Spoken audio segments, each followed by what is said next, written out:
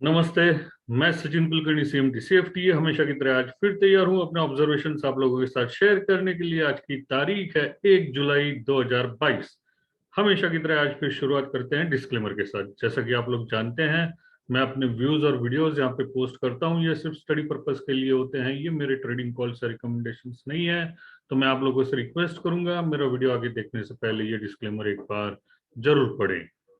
हमेशा की तरह स्टार्ट करते हैं निफ्टी के चार्ट के साथ। निफ्टी का इंट्राडे चार्ट यहाँ पे आप लोगों के साथ शेयर किया हुआ है। कल डिस्कस किया था हमने, कल 20-22 मिनट मार्केट रुकने में बाकी थे।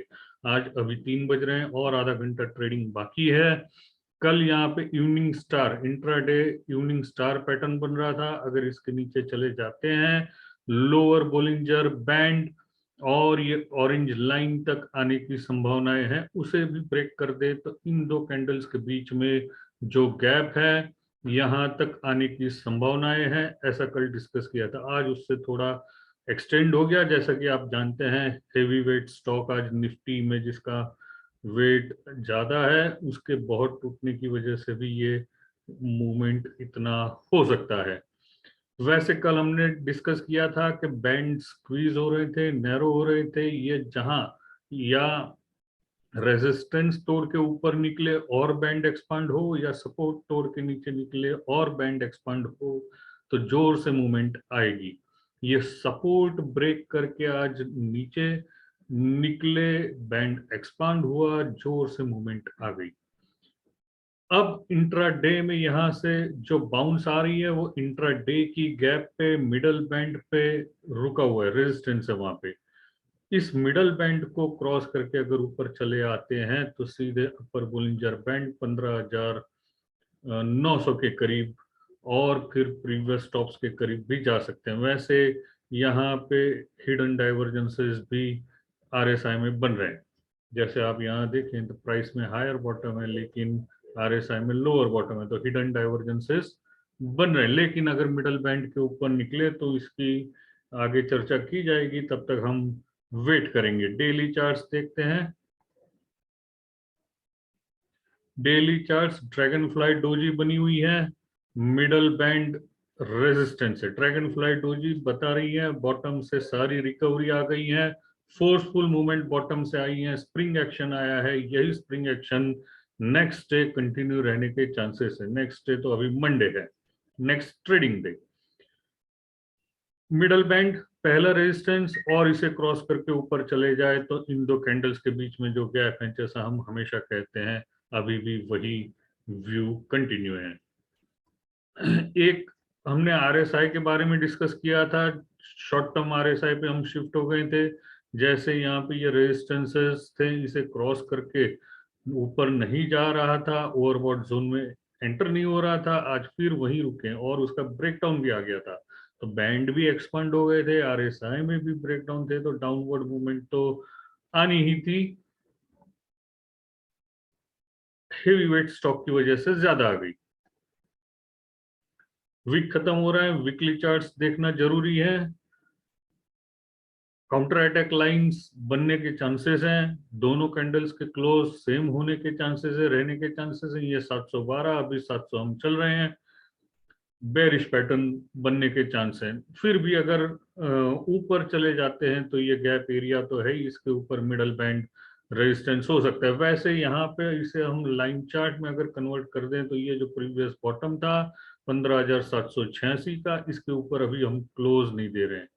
तो इसके ऊपर अगर क्लोज दे देते हैं तो एक अच्छी खासी बाउंस हमें नेक्स्ट वीक देखने को मिल सकती थी। फिर भी अगर नेक्स्ट वीक इसके ऊपर 786 के ऊपर चले जाएं तो इस कैंडल के नीचे मतलब 16,185 तक तो चांसेस हैं ही।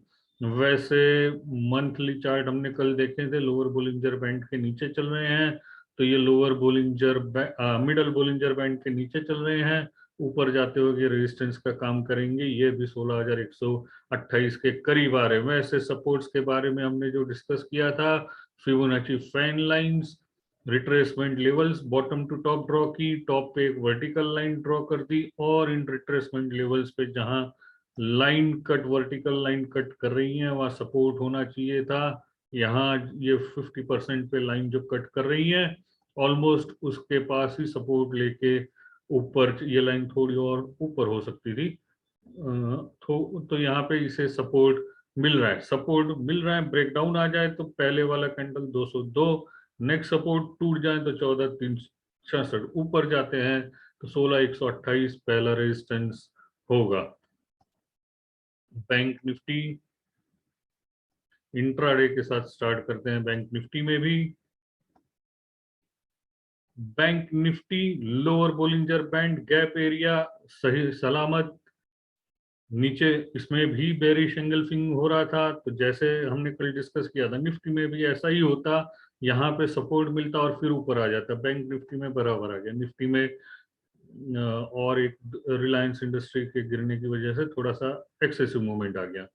अब ये फिर मिडल बैंड क्रॉस करके ऊपर आ गए, अपर बोलिंजर बैंड पे रुके हुए हैं। कल के हाइज ये रेजिस्टेंसेस हैं, इसे अगर क्रॉस करके ऊपर चले जाए तो यहाँ ये जो गैप है 33,862 के करीब, और फिर प्रीवियस टॉप, ये नेक्स्ट रेजिस्टेंस हो सकते हैं। नीचे आते वक्त यही आज के बॉटम और लोअर बोलिंजर बैंड सपोर्ट्स का काम करेंगे। डेली चार्ट्स पे इसके बुलिश कैंडल ही बन रही है, मिडल बैंड रेजिस्टेंस है, मिडल बैंड क्रॉस कर जाए तो ये previous top, gap area, upper Bollinger band step by step resistances होंगे। नीचे आते हैं तो आज की कैंडल का लो, इसमें भी बेरिश काउंटर अटैक लाइन बनने के चांसेस हैं। क्लोजिंग अगर सेम आ जाती है इन दो कैंडल्स की तो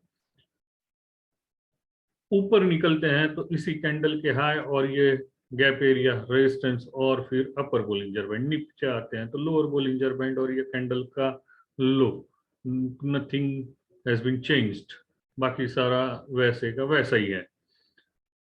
मैं उम्मीद करता हूं हमेशा की तरह आपको मेरा आज का ये वीडियो पसंद आया होगा। मंडे फिर मिलूंगा अपने ऑब्जर्वेशंस के साथ, तब तक के लिए धन्यवाद। Happy weekend.